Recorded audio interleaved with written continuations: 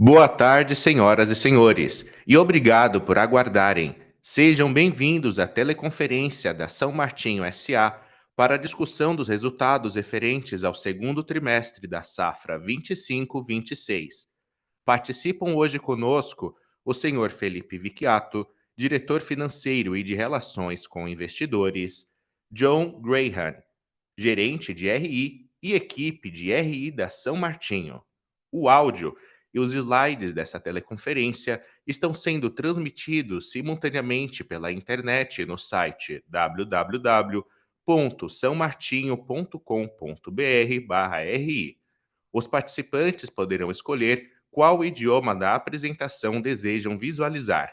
Na parte superior da tela, duas abas aparecerão com as opções. Informamos que todos os participantes estarão apenas ouvindo a teleconferência durante a apresentação da empresa. Em seguida, iniciaremos a sessão de perguntas e respostas para investidores e analistas, quando mais instruções serão fornecidas. Informamos que algumas informações contidas nesse conference call podem ter projeções ou afirmações sobre expectativas futuras. Tais informações estão sujeitas a riscos conhecidos e desconhecidos, incertezas que podem fazer com que tais expectativas não se concretizem ou sejam substancialmente diferentes do que era esperado. Agora, gostaria de passar a palavra ao senhor Felipe Vicchiato, que iniciará a conferência. Obrigado. Boa tarde a todos. Obrigado pela participação da nossa teleconferência relativa ao segundo trimestre da safra 25-26. Indo diretamente aqui para a agenda, a gente vai inicialmente tratar da atualização do guidance de produção de CAPEX, os destaques financeiros do trimestre, um pouco como está indo a nossa comercialização em relação ao que a gente está estimando de produzir, a operação de milho, um pouco do mercado de açúcar, né, as posições de hedge que a gente tem até o momento, e por fim, um overview do nosso endividamento, tá? Então, junto com o resultado divulgado ontem, a gente encaminhou um fato relevante ao mercado para atualização do nosso guidance de moagem de cana de açúcar, né? E de moagem de milho também. Moagem de milho não houve alteração, então vocês podem perceber que não tem nenhum dado aí majorando ou diminuindo a produção de etanol de milho, continua muito bem lá dentro da nossa expectativa. No caso da produção de cana-de-açúcar, a gente está revisando o guidance para uma redução ali da ordem de 2,7% a menos de moagem, saindo de um guidance de 22.600 para 22 milhões de toneladas, e também uma redução de ATR em torno de 1,6% a menos do que a gente estava estimando inicialmente. Dois fatores importantes aqui: a questão da redução do ATR está muito relacionado a um evento climático muito atípico na unidade de Goiás, na Boa Vista, que Boa Vista geralmente puxa bastante o nosso ATR médio, dada a região onde a gente está localizado, e esse ano aconteceu um evento muito parecido do que como foi na safra 10-11, onde você teve um excesso de chuvas e um excesso de calor em momentos totalmente atípicos, em meses e semanas atípicas. Isso fez com que a usina lá ficasse com um ATR muito abaixo da média e uma produtividade também. Então, isso impactou bastante ali quando a gente olha no ATR e no TSH também. A gente entende que esse efeito climático não tende a prevalecer no próximo ano, mas a última vez que aconteceu foi na safra 10-11. Então, a gente está falando de uma janela aqui da ordem de 13, 14 anos, tá? Além disso, a gente teve quebra de produtividade na região de Araraquara, né, que é a usina Santa Cruz, e na região de Limeira, na usina Iracema, prejudicando a produtividade, o que fez com que a gente perdesse ali, no combinado, 600 mil toneladas e 1,6 de ATR, o que culminou aí em 4,3% a menos de ATR produzido na safra. Somado a isso, a gente, no começo de setembro, ou segunda semana de setembro, a gente fez uma estratégia de virar o mix para produzir mais etanol. dada a forte queda do preço de açúcar que vem acontecendo desde então, né? A gente vai passar um pouco nesse tópico, eu volto nisso, mas hoje o preço de açúcar, para o etanol está com um prêmio em relação ao açúcar que fazia muitos anos que a gente não via, né? Então a gente migrou para a produção de etanol nas usinas de São Paulo. Lá em Goiás é 100% etanol, então basicamente a gente continua a produção lá, mas em São Paulo, a gente migrou 100% para etanol a partir de setembro, onde o etanol, além de estar com preços melhores, né, a gente tem também a questão de o capital de giro dele ser bem menor, né, se a gente consegue vender o produto e recebe o dinheiro em dias, e além de a gente conseguir, de uma maneira mais rápida, monetizar nossos ativos de tributos a recuperar, né? Então, é uma combinação de melhor preço, então, passa no econômico melhor com o açúcar spot, que a gente está observando hoje, além dessa questão de capital de giro, né? Então, o nosso mix total aqui vai ser 49% açúcar e 51% etanol. Vale ressaltar aqui que a nossa safra nas usinas de São Paulo deve terminar em meados do dia 20 agora de novembro, né? Então, tem mais 10 dias aí de safra, né? E a gente está vendo que isso vai ser uma parada generalizada no setor, na região de São Paulo. Goiás que tem um pouco mais de cana, né? A Boa Vista tem um pouco mais de cana, porque a gente tem mais área do que usina, né? Por isso que vai demorar um pouquinho mais. E por conta do clima também que choveu e parou mais vezes durante a safra. Mas São Paulo, a gente vai perceber aí ao longo dos dados da Única que vão aparecer aí nas próximas semanas, uma redução importante de moagem diária, além, obviamente, do mix de mais alcooleiro para as usinas que estiverem olhando para isso e buscando produtos de melhor margem, tá? Na sequência aqui, a gente fala de um outro fato relevante, que é a atualização do CAPEX, né? A gente sempre no final da safra, a gente olha o que a gente consegue dar de melhor atualização desse tema, né? E aqui a gente está trazendo uma redução da ordem de 5%, né? Estamos falando de mais ou menos ali 160 milhões, 180 milhões de reais aproximadamente, quebrado em três grandes grupos. CAPEX de manutenção é trato cultural, plantio, etc. Melhoria operacional, que aí realmente é uma melhor eficiência, a gente não vai precisar comprar essas novas máquinas, né? E modernização e expansão, que também a gente entende que é uma questão de cronograma, que isso deve acontecer um pouco mais para frente.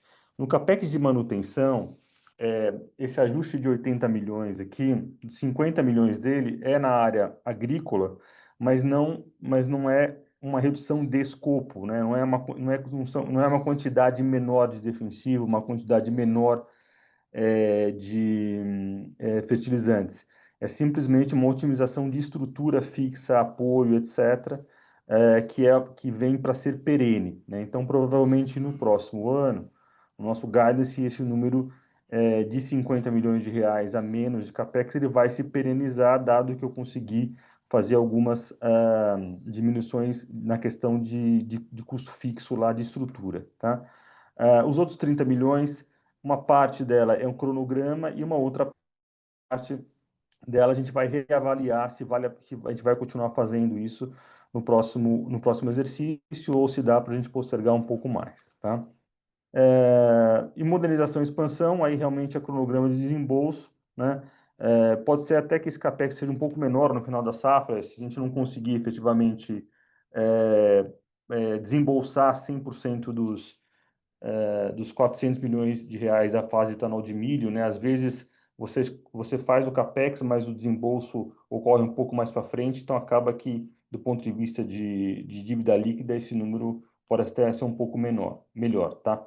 Mas, ordem de grandeza, a gente está falando de um capex aí da ordem de 2,8 bilhões de reais. A gente vai tentar para o próximo exercício, no capex de manutenção, tá com um número abaixo de 1,9 bi, sem perder qualidade na agrícola, sem reduzir escopo, etc., mas só tentando diminuir estrutura e otimizando, principalmente agora com a questão dos ativos da Santa Elisa, né, que a gente adquiriu.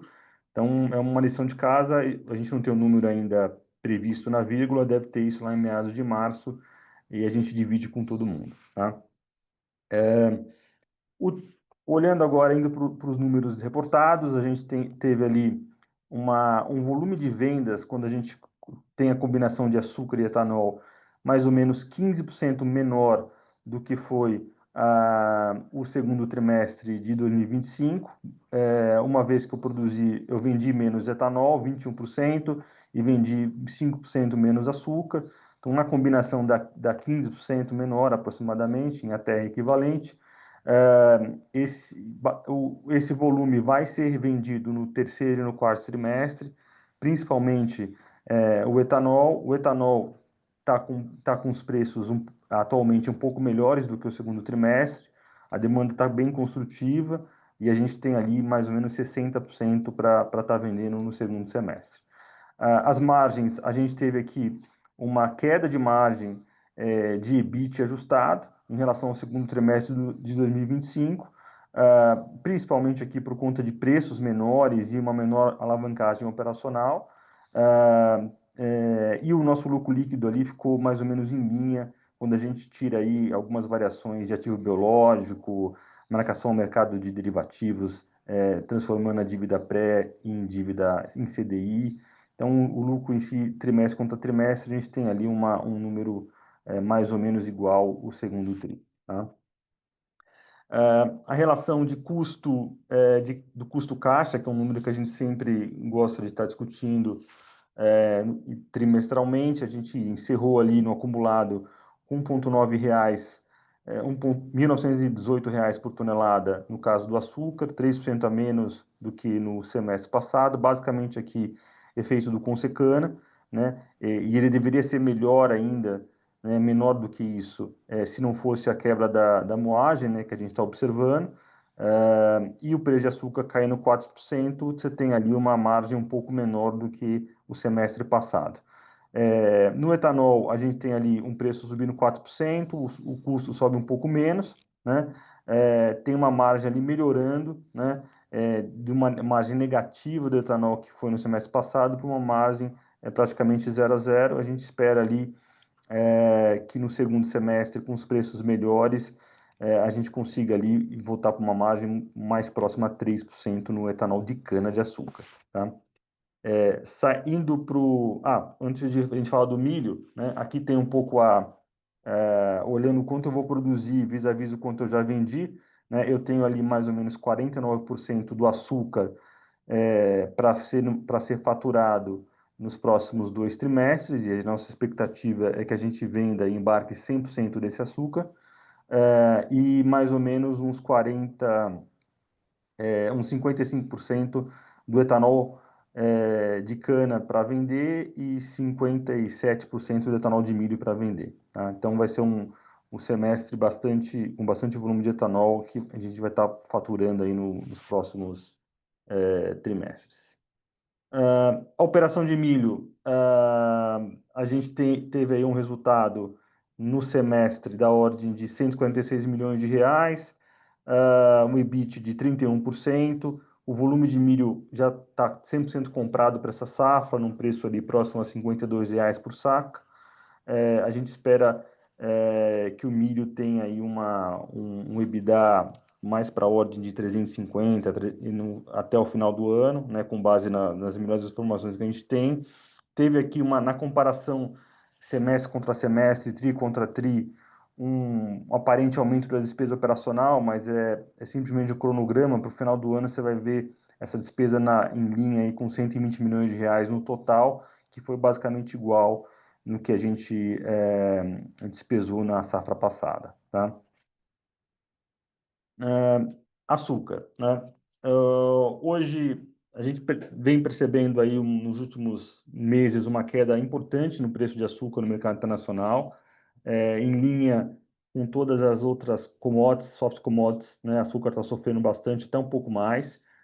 Junto com açúcar também caiu o câmbio, né? Então é uma combinação de açúcar caindo 20%, câmbio caindo 10, 12%, o que vem prejudicando o nosso MTM por próximo ano, né? Até o momento, né, na data de setembro, nós tínhamos ali fixado 100 mil toneladas de açúcar a um preço médio de R$ 2.371, casado com o câmbio. E também nessa data a gente tinha adicional a esse volume de açúcar, uma fixação de dólar em torno de 6,10 aproximadamente, para 80 milhões de dólares para as telas que vão vencer em outubro de 2026, né? Se a gente fixasse hoje esse açúcar com o dólar que eu já tenho fixado num nível melhor, o meu preço médio de açúcar para esse volume total ali, que dá mais ou menos uns 200 mil toneladas aproximadamente, ficaria em R$ 2.080 por tonelada, que é sim um número menor do que ano passado, R$ 300 menor, mas principalmente por conta ali dessa forte queda do açúcar. Em relação à queda de açúcar, né, a gente tem ainda no mercado um consenso que o Centro-Sul deve vir aí com volume muito grande de açúcar, alguma coisa próxima a 40, 41 milhões de toneladas. A gente vem discutindo, desafiando esse consenso já há algum tempo e claramente a gente vem errando, né? É importante a gente reconhecer isso. Mas quando você olha hoje um preço de tela de 14 centavos no açúcar e um etanol equivalente, o etanol em equivalente a açúcar em 15,50, então aqui é uma decisão meio clara para o ano que vem, né? Assim, se o preço de açúcar permanecer onde está, e assumindo que a demanda de etanol não cresça, ela fique nos volumes mais ou menos onde está, crescer um pouco mais só com a oferta de etanol que está chegando, não tem muito sentido que a partida da safra seja uma partida açucareira, né? Diferente do que foi nos últimos anos aqui no Centro-Sul, né? Fato é que os preços caíram de uma maneira muito relevante, ah, e no mix de açúcar mínimo, né, para o próximo ano, eu já teria uma cobertura ali da ordem de 25%, né, olhando meu mix mínimo para açúcar. A gente acredita que, uma vez que a safra brasileira esteja concluída, que deve acontecer agora em meados de final de novembro.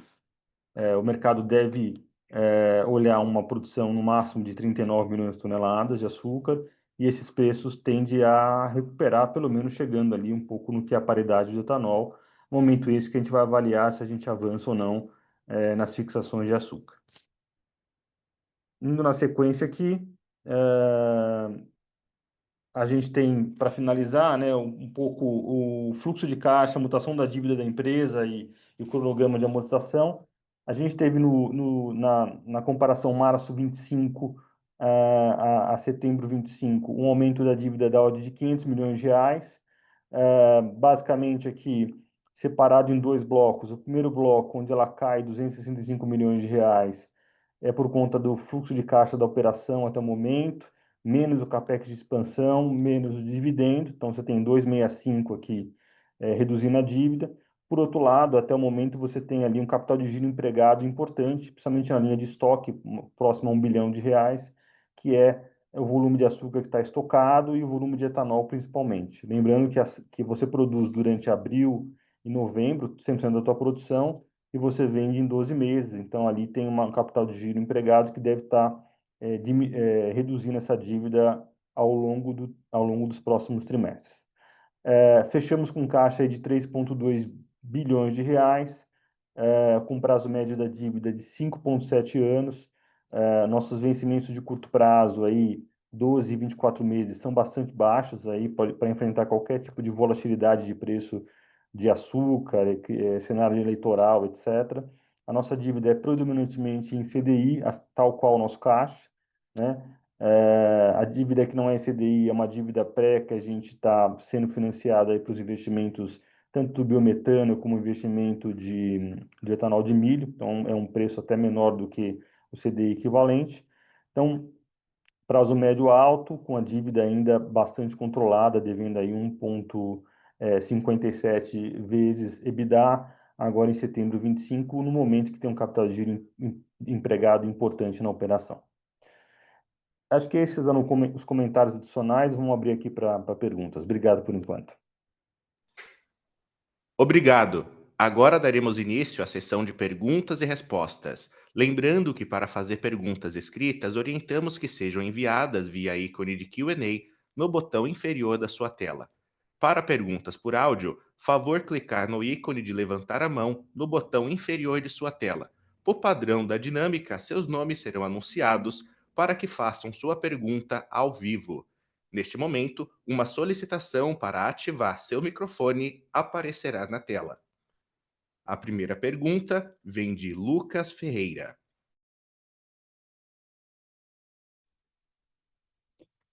Olá, pessoal. Boa tarde, Felipe, John. Felipe, a minha primeira pergunta é o seguinte: qual que é? Imagino que o ano que vem você vai ter uma moagem melhor que esse ano, né, uma cana com mais qualidade, etc. Então, mas considerando todos os moving parts de custo, fertilizante, etc., você tem, e imagino talvez algum eventual, como até o guidance já deixa meio implícito, um eventual exercício aí de redução de capex, custo, né, SG&A. Minha pergunta é mais assim, qual que é o break-even que a gente pode imaginar para açúcar e etanol ano que vem? E aí a segunda pergunta é sobre o mercado de etanol. Você falou aí sobre os triggers, né, potenciais do mercado de açúcar, mas a minha pergunta é se você acha que quando a gente olhar o balanço de oferta e demanda somando, né, o que vem de oferta nova, tanto da cana, por uma moagem maior e talvez um mix mais alcooleiro, quanto do milho, se a gente não pode ver um cenário também bem mais desafiador para o etanol, no etanol em 2026. Oi, Lucas, boa tarde, obrigado pelas perguntas. Eu vou começar pela segunda pergunta aqui, em relação ao cenário de etanol para o ano que vem. É, a gente tem, a gente tem ano que vem, salvo engano, um volume de oferta de etanol de milho da ordem de 1,5 a 1,8 bilhões de litros a mais entrando no sistema, em locais um pouco mais para o norte do Brasil. Ah, e e você teria ali um pouco mais de etanol também entrando no sistema se virasse o mix para o mix alcooleiro. Dá para virar um mix e colocar mais 1,5 bi a 2 bi de litros de etanol aqui em São Paulo, né? Hoje, Lucas, assim, o que a gente percebe é que o market share hoje do etanol dentro da frota, né, a gente está falando que 80% da frota é flex. E na última pesquisa que a gente olhou, só 25% dessa frota consome etanol, né?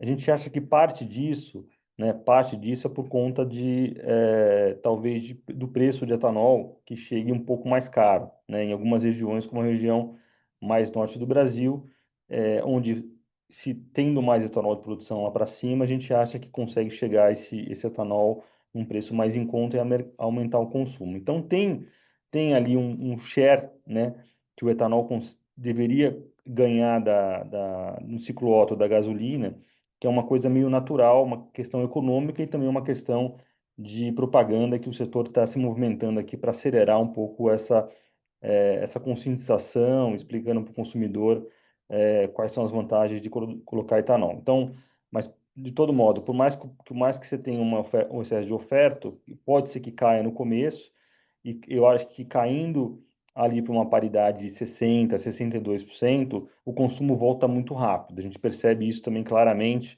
que você tem ali um consumo subindo bastante, né, num determinado momento que atinge uma paridade de 60%, salvo um único ano, que foi 2 anos atrás, que teve no quarto trimestre, uma paridade foi para 60% e o consumo não respondeu tão rápido, tá? Mas a gente tem meio convicção que olhando uma safra normalizada, isso tende a acontecer, tá? A tua primeira pergunta em relação aos custos, eu ainda não tenho um número para te passar. A gente está começando a trabalhar o orçamento agora. O que eu posso te dizer é o seguinte: a São Martinho hoje, nesses preços de açúcar que estão na tela, né, não remunera, não está com custo acima do que o preço de açúcar, né? Esse é fato. Nosso custo está ali em 14, 15 em algumas usinas, né? Com a produtividade que a gente teve e com os custos que a gente tem, então a gente precisa estar ajustando isso o mais rápido possível. Agora, a São Martinho, ela é considerada aí uma das dos top companies com menor custo do setor, né? Então, eu estaria ali no primeiro quartil, né? Então, assim como a São Martinho pode vir a sofrer se esses preços permanecerem no próximo ano, outras empresas também vão sofrer, né? E isso pode vir a ter uma otimização do setor, até reduzir um pouco a produção, reduzir moagem, reduzir trato cultural, etc. Pode ser um caminho, né? E aí, naturalmente, isso bateria em preço, né? Mas do nosso lado, Lucas, o que a gente vai estar olhando para o ano que vem vão ser duas coisas. Primeiro, continuar os investimentos no projeto de etanol de milho, né? Então, esse investimento a gente não vai parar. E, e investimentos em etanol de cana, somente manutenção e olhando ali um pouco no custo-benefício. Qual o melhor retorno de investimento para cada unidade que eu tenho? Então, não necessariamente eu vou precisar investir a mesma quantidade em máquinas, em canas que são um pouco mais caras de fornecedor, etc., em todas as usinas, porque uma usina é mais eficiente do que a outra, né? Então, a ideia aqui é chegar, ter uma redução importante no custo caixa, em cima dessas iniciativas. Obviamente, a questão da produtividade é bastante importante aqui, né? A gente teve uma produtividade esse ano no consolidado, eu diria, ruim, né? O nosso potencial é chegar ali próximo a 87 toneladas por hectare, a gente está 10 toneladas abaixo disso, quase, né? E se a gente conseguir recuperar parte disso, a gente já teria aí uma diluição de custo importante, uma redução de custo unitário, tanto no açúcar como no etanol, tá? Obrigado, Felipe. Obrigado. Nossa próxima pergunta vem de Pedro Fonseca.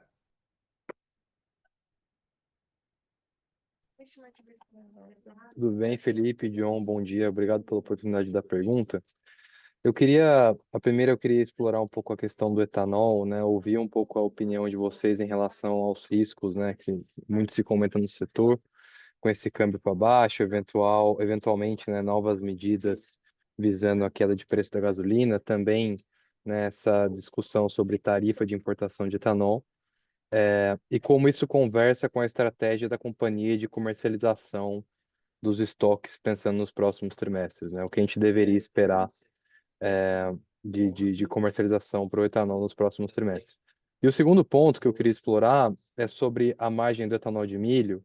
Veio um pouco pior aqui do que a gente imaginava, né? Por conta principalmente ali do industrial e SG&A. E o Felipe já comentou um pouco na apresentação dele, mas queria só entender, vocês conseguem dar um pouco mais de cor do que foram essas despesas e só para ter certeza que ficou claro, Felipe, você falou que ele no ano deve fechar em 120 milhões. Eu queria entender se teve alguma coisa que foi one-off no TRI ou foi de fato só phasing que concentrou mais as despesas nesse TRI. Essas são minhas perguntas. Obrigado. Oi, Pedro, boa tarde, obrigado. Vou começar pela segunda, foi só questão trimestral mesmo, para o ano vai ficar em 120 milhões, que é em linha do que o ano passado. Então, a ideia é que a margem recupere. Em relação ao risco de mercado para os preços agora no terceiro e no quarto trimestre, o que a gente está percebendo, Pedro, é que para esse ano, a gente acompanha muito a questão dos estoques de etanol, né? Então, como você está com estoque equilibrado de etanol e uma demanda constante, né?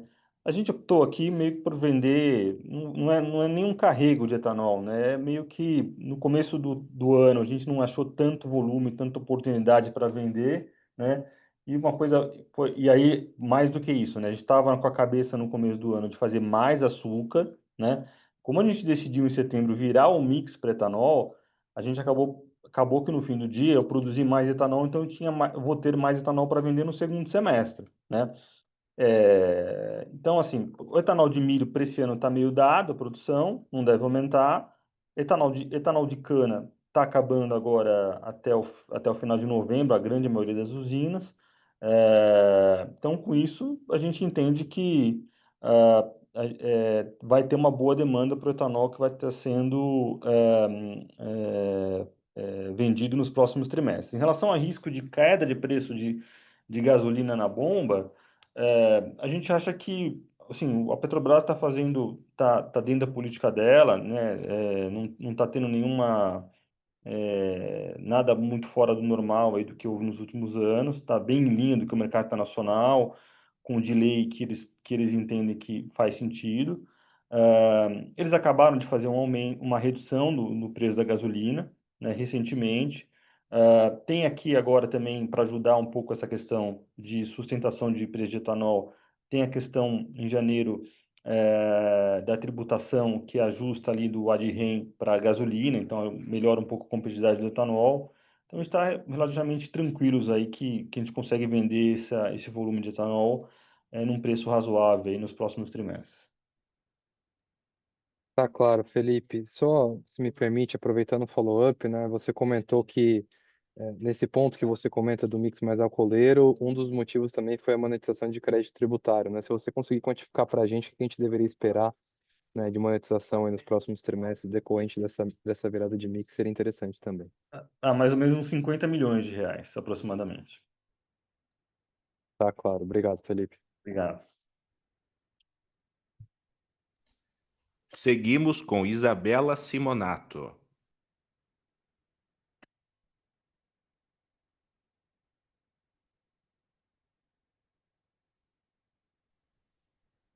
Oi, boa tarde, Felipe. Boa tarde a todos. A minha pergunta também segue um pouco essa dinâmica do mix, né, e dessa comparação de rentabilidade entre o produto e o outro. E eu entendo que na conta spot, né, essa migração ela faz sentido, mas Felipe, se você puder talvez dar um pouco mais de detalhe além do crédito tributário, como que de fato você vê isso talvez impactando a linha do cash flow, né? E considerando aí é, o que você já tinha redeado para o açúcar e, e, e também olhando para a safra que vem, eu sei que vocês ainda não fecharam o orçamento exatamente, mas é, se você puder lembrar para a gente o que a gente poderia talvez pensar em termos de mix, né? E o que faz sentido, né? Você talvez ir mais para o etanol e qual seria o limite disso acontecer. Obrigada. Oi, Isa, boa tarde, obrigado pelas perguntas. Então vamos lá. Para esse ano, a gente vai ter ainda até o final do ano, dado o volume de hedge que eu tenho para safra, que está ali na ordem de mais de 90%, um preço de etanol que vai um preço de açúcar que vai transitar no meu resultado da ordem de R$ 2.400 por tonelada. Com esse preço de açúcar de 2.400 e considerando meu custo da ordem de 1.920 aproximadamente, eu vou ter nesse ano uma margem de açúcar da ordem de 20%, 19, 20%. Então, esse ano, notadamente, o açúcar vai ser o principal produto de margem para o negócio de açúcar e etanol, tá? O etanol, como eu falei anteriormente, como ele está com preços melhores e eu estou com mais volume, né, então eu consigo diluir mais esse custo fixo de despesa administrativa, etc., na conta que a gente faz, unitária, ele deve migrar ali para o ano em torno de 3 a 4%. Tá? Então, esse é o ano. Quando a gente olha para o ano que vem, meu ponto é o seguinte: o preço de açúcar de tela hoje é 14. O etanol, daí você tem que ver anidro hidratado, é entre 15, 15,5, né? Então, meu ponto é um preço que não faz o menor sentido, né? E aqui nessa conta econômica eu não coloquei nem a questão dos impostos, tá? Porque como que eu monetizo esses impostos? Na verdade, eu tomo crédito dos impostos dos meus insumos, né? Então, eu tenho ICMS, PiscoFins, né?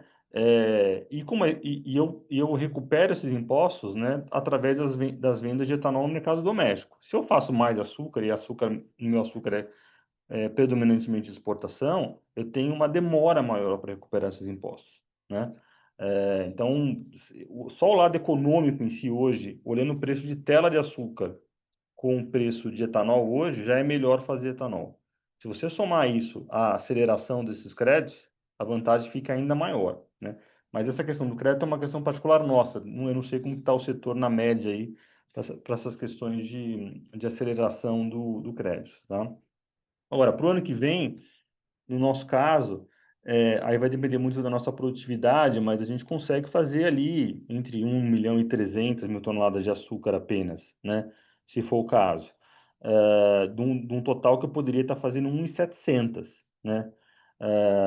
E aí, com isso, o meu etanol subiria ali para a ordem de grandeza de 1 bilhão de litros, 1 bilhão e 100, mais ou menos, depende da produtividade. Então, é um volume considerável, tá? Super claro, Felipe, obrigada. Obrigado, Isa. Seguimos com Matheus Enfeld.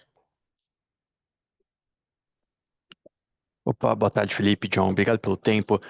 Eu não queria ser muito repetitivo aqui, mas ainda nesse tópico de preço, e talvez seja porque eu estou um pouco mais negativo do que vocês, Felipe, sobre o preço do etanol para o ano que vem. Acho que você até comentou ali, né?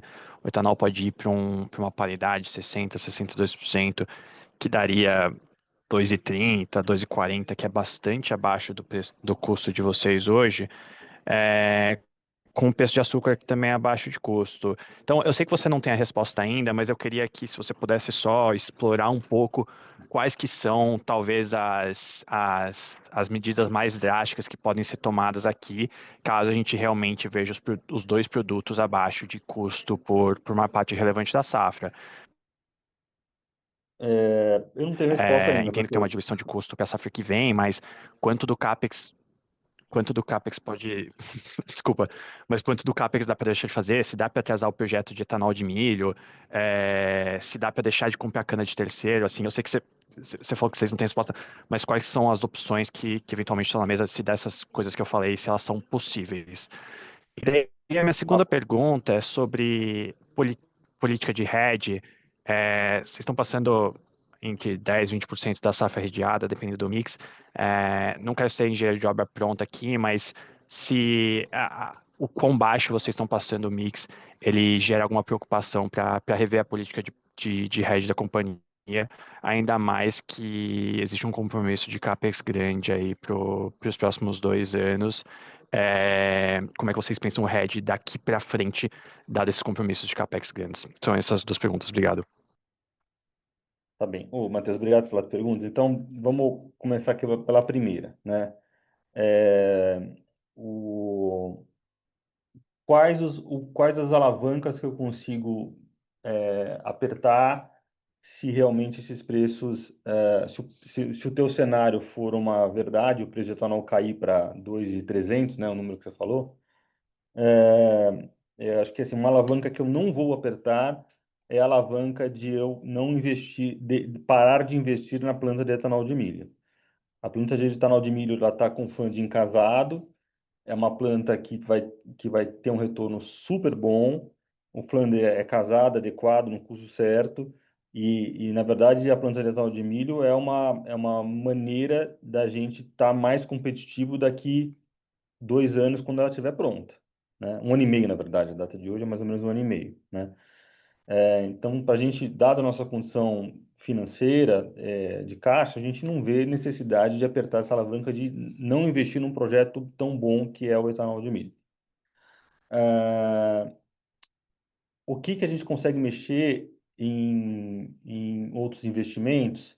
A gente tem um investimento que a gente fala que é modernização, e demais projetos. Esse a gente pode mexer para cortar para zero, que esse é um caminho, né? E aí isso obviamente implica ali a gente não renovar a frota de caminhão, frota de colhedora, né? Que tem que fazer uma conta e uma análise bastante detalhada. Isso está sendo feito agora, né? E o outro ponto é, nesse cenário drástico, na questão de a gente comprar cana de fornecedor, né? Obviamente, a gente não tem 100% da cana de fornecedor contratada na data de hoje, e a gente sempre deixa uma parte dessa cana de fornecedor para ser uma cana de fornecedor spot, né? E geralmente essa cana de fornecedor spot é uma cana até mais cara, né? nesse cenário mais drástico de preço, essa cana spot, geralmente ela vem com muito subsídio, no sentido de você fazer a colheita, pegar a cana um pouco mais longe, etc. Essa cana não vai ser viável e a gente não vai fazer, né? Então, é sempre feito um projeto para essas canas, né?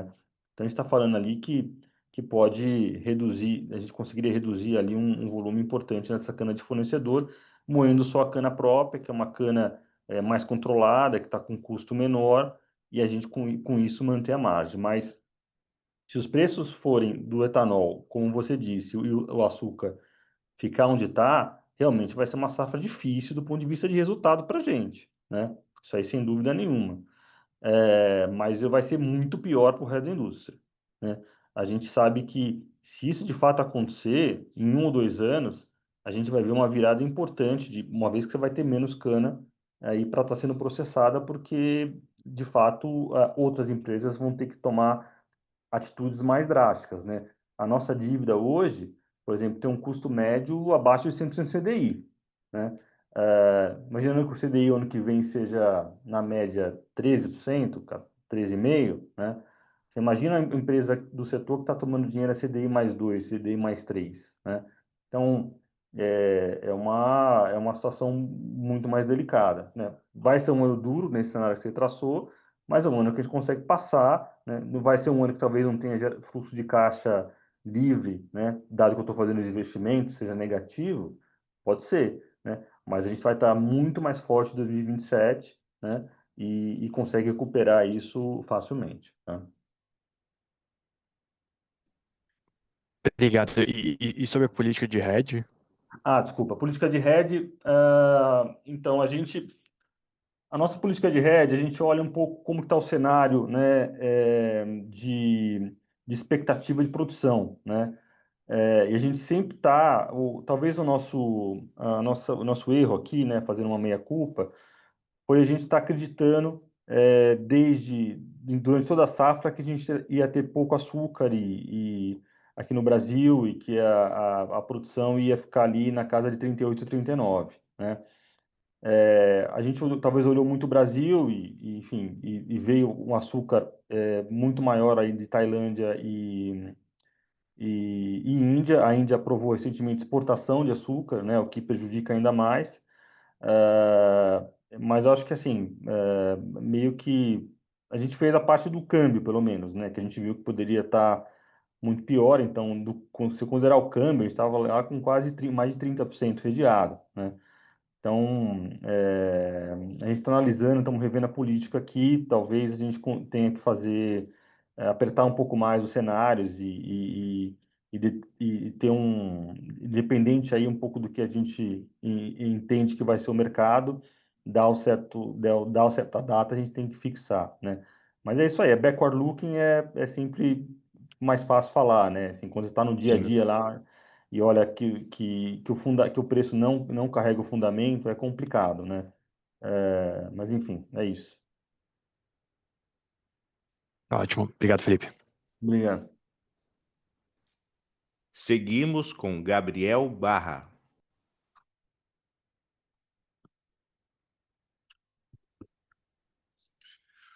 Olá, Felipe, time de RI, obrigado por pegar minhas perguntas. Eu tenho duas aqui. E desculpa por ser chato, mas vou retomar o tema do açúcar, né? Acho que a gente já debateu bastante aqui, mas eu queria entender, porque assim, Felipe, a gente, é, quem já viveu esse setor já há mais tempo, a gente já viu o açúcar ficando em patamares mais baixos do que a curva de custo do Brasil por algum tempo, né? 2018 foi um dos anos que aconteceram isso. E aí, quando você olha para o próximo ano, e quando traz para a pauta essa discussão de aumento de etanol, a gente hoje está num mix bastante açucareiro e hoje a gente tem etanol de milho dentro dessa matriz, que é uma coisa que a gente não tinha lá atrás, né, em 2019, 2018. E aí acaba entrando quase uma referência circular aqui, né? Se todo mundo for para essa tendência de aumentar o etanol, acabaria impactando o preço de etanol também, de certa forma, e prejudicando até essa mudança de mix. E aí, talvez a minha pergunta aqui, eu queria pegar um pouco o senso de vocês que estão dentro do negócio, o quanto vocês estão vendo a indústria redeada para o próximo ano, né? Vocês estão em níveis bem baixos, é, alguns outros players também, pelo que a gente tem ouvido. eu queria ouvir um pouco de vocês o quanto a indústria está flexível para essa próxima safra em relação a mix açucareiro. Vocês ainda têm uma bastante flexibilidade, mas eu não sei quanto a indústria tem essa flexibilidade. Eu queria ouvir um pouco de vocês sobre isso. E se puder trazer essa reflexão em relação ao etanol, o preço de etanol, até porque também está vivendo um momento de crack também para gasolina mais alto. Então, provavelmente isso deveria normalizar no que vem, prejudicando também o preço da gasolina e prejudicando, por consequência, o preço de etanol. E só um follow-up nessa questão da flexibilidade para cana de terceiro, o quanto que seria esse impacto, quanto teria de flexibilidade para diminuir essa moagem e em que limite e em que momento se deveria decidir em relação a isso? Seria uma coisa mais spot, seria uma coisa mais planejada para a próxima safra? Eu achei interessante esse ponto. Se pudesse falar um pouquinho mais, ajudaria bastante. Obrigado. Bom, obrigado pelas perguntas. Em relação à questão dessa referência circular entre açúcar e etanol, a vantagem do etanol, né, é que por mais que tenha produção, chega um determinado momento que o preço a princípio cairia na bomba, né, Gabriel? Mas você tem ali o share do etanol no ciclo Otto é muito baixo, né? A partir do momento que você tem um produto substituto, que é o etanol, que cai muito de preço, a gente entende que, como o share é muito baixo, tem muito mercado aqui no Brasil para aumentar esse consumo, tá? Teve épocas que o consumo de etanol hidratado, se não me engano, chegou a 2 bi por mês, né? Então, a gente entende a preocupação também, a gente está preocupado, essa questão de várias plantas de etanol de milho entrando ao mesmo tempo é uma questão, mas a gente tem esse espaço do share que pode rapidamente ajustar, tá? Então é isso, assim, o caminho se faz caminhando, né? Vamos ver como vai fechar o próximo ano, esse ano, vamos ver como vai ser as chuvas, como vai estar a produtividade, qual que é a dinâmica de preço de açúcar, né? Porque ao mesmo tempo que o preço hoje está 14 centavos, né? De repente você tem pode voltar rápido para 16, 17 centavos, né? A volatilidade é bastante grande. Então, e um pouco do hedge, né? A gente está ali na casa de 20%, se você olhar um pouco o mínimo da produção, olhando com o câmbio está em 30%, né? Com esse câmbio adicional que eu fiz de 80 milhões de dólares, e a indústria tem 30% redeado. Então, se pegar hoje a último dado que eu vi de um banco, né, que acompanha bem o setor, eles informam que hoje a indústria tem 30% redeado, em média, para a safra que vem. Então, tem pouco hedge, de fato, a indústria conseguiria, ali na largada, começar a fazer mais etanol, né? Eu acho que a indústria, de uma maneira geral, esses 30%, historicamente, é um número até baixo para essa época do ano, e eles viram mais ou menos o que a gente viu. Falou, olha, pô, meio que, veja bem, o preço está aqui, está abaixo do preço de etanol, né? Abaixo de custo, né? Chega uma hora que você vai tirar a produção e os preços têm de se normalizar, né? A outra pergunta sua, que você falou em relação à cana de terceiros, essa cana de terceiros, ele representa hoje mais ou menos 1 bilhão de reais de custo, em grandes números, tá? Cana de fornecedor, né? E aí, assim, quando você tem um momento que o preço cai demais, né, do açúcar e do etanol, e para essa cana de fornecedora você tem um componente lá de incentivo, que é um componente meio que fixo, né, que você tem que trazer a cana de regiões mais longes e com custo de CCT mais alto, etc. Essa cana spot que eu vou vir a contratar no futuro, com essa situação, eu vou optar por não fazer, né? Porque é uma cana que não vai ter margem, né? Então, esse é um pouco onde a gente está hoje, onde a gente está pensando. Então, eu acho que da ordem de grandeza da minha cana de fornecedor, 20% ela é cana spot. Então, teria ali como administrar, vamos dizer, 200 milhões de reais de custo, mais ou menos, por uma cana que tem que ser rentável, porque eu vou contratá-la só no começo do ano que vem, né? Não está contratada agora, vou contratá-la no começo do ano que vem. E para contratar, é um projeto, né? A gente faz um projeto, fala, ó, essa cana aqui tem retorno, né? Dado essas premissas, né? Com as premissas atuais, tá difícil, né? A não ser que você tenha aí uma redução de incentivo, mas com as premissas atuais, ela acaba não parando de pé, né? Então, esse é um pouco uma alavanca que a gente vai tá trabalhando para o próximo ano. Obrigado, Felipe. Obrigado. Seguimos com a pergunta de Henrique Brustolin.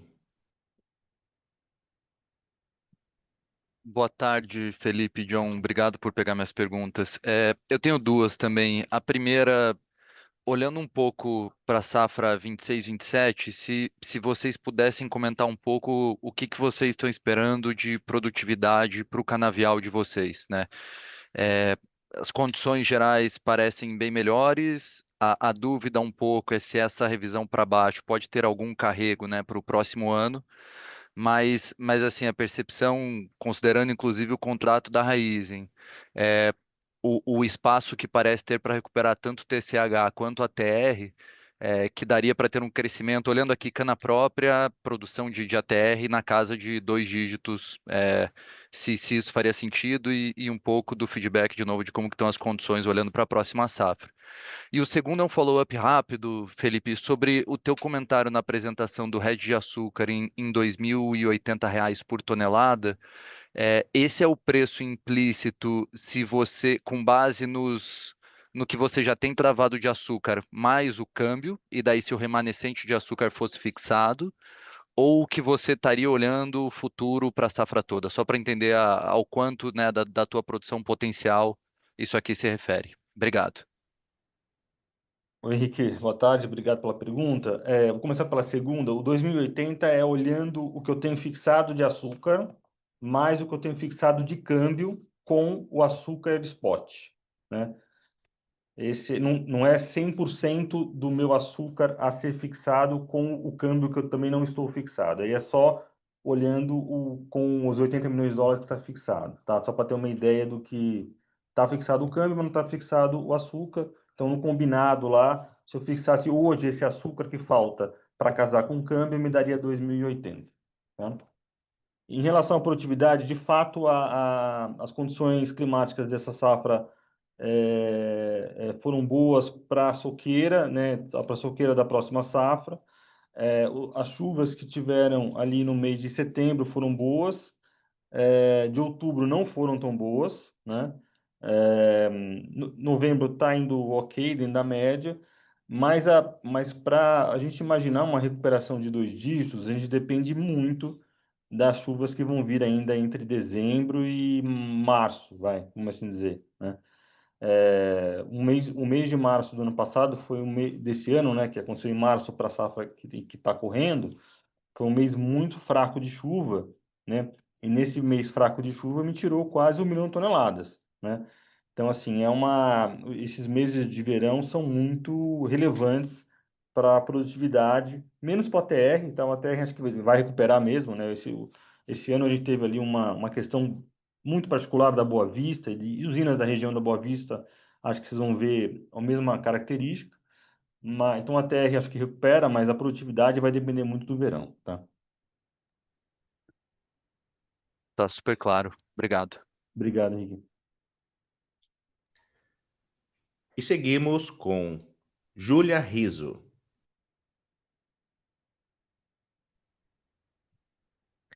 Oi, Felipe, tudo bem? É, eu sei que você já falou sobre isso, mas uma das coisas que mais me surpreendeu foi o custo de produção por tonelada, tanto do açúcar quanto do etanol. Como foi resiliente, baixo, não sei o termo certo, dado as condições, principalmente de yield, né, de ATR, de produtividade, até mesmo os custos em geral de fertilizantes que a gente viu subir ao longo do tempo. É, então, nesse sentido, se você pode me explicar primeiro o que aconteceu, né? Como é que você conseguiu manter esse custo tão, tão bom numa situação tão adversa? E o que você espera para daqui até o final do ano e para a próxima safra, né? Esse nível poderia ainda ter mais upside, dado que os yields estão baixos e deveria melhorar ano que vem, em termos de custo por tonelada. Ah, eu tô com a leitura certa? Assim, o quão recorrente é isso ou não? Daqui para frente vai subir um pouco por algum motivo ou outro? Não. Oi, Júlia, boa tarde. Obrigado pela pergunta. Na verdade, assim, esses custos aqui é um pouco do esforço que a gente vem fazendo ali para reduzir custo fixo de todas as formas, sem comprometer aí a questão de escopo, de produtividade para o futuro, né?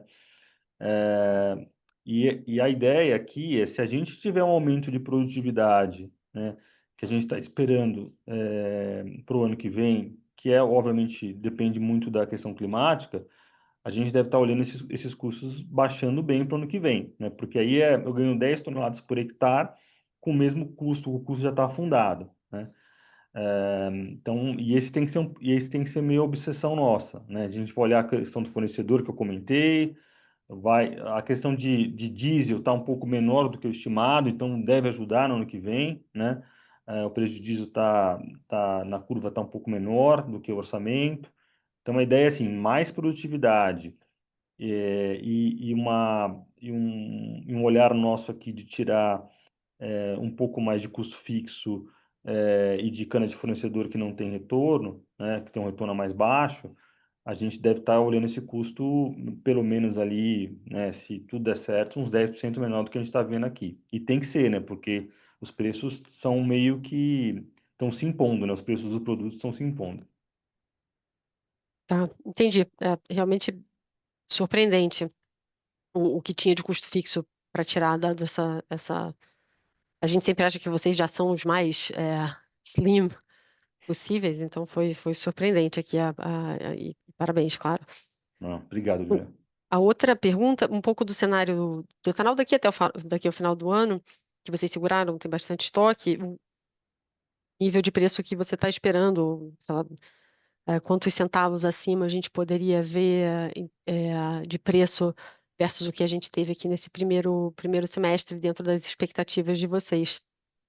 A gente acha que, como a gente tem bastante etanol anidro de Goiás, a gente acha que os preços aqui devem ganhar uns R$ 100 a mais, pelo menos, a média do que eu publiquei no semestre, tá? Então, devo sair de 2.800 para 2.900 aproximadamente. Tá, maravilha. Então é um segundo semestre muito forte, né? Comparado com esse primeiro, a gente vai ter margens melhores. De E etanol, açúcar também, né? Porque o açúcar o preço já está o feito, né? o açúcar vai ser mais ou menos onde está, mas o etanol provavelmente sim. Tá bom, então. Tá Muito bom? obrigada. Obrigado, Julia.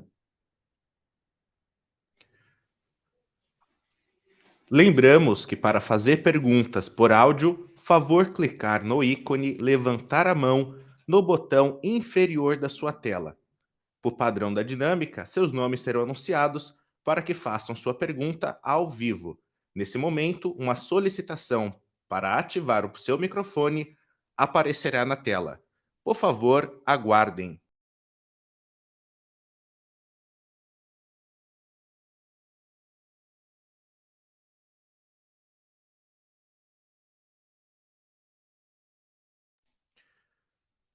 Obrigado. Não há mais perguntas por áudio. As perguntas encaminhadas via chat serão respondidas por e-mail. Passo agora a palavra ao Sr. Felipe Vicchiato para as considerações finais. Bem, obrigado a todos pela paciência e em ouvir o call. Estamos à disposição aqui para dúvidas adicionais. Até o próximo trimestre. Um abraço, tchau, tchau.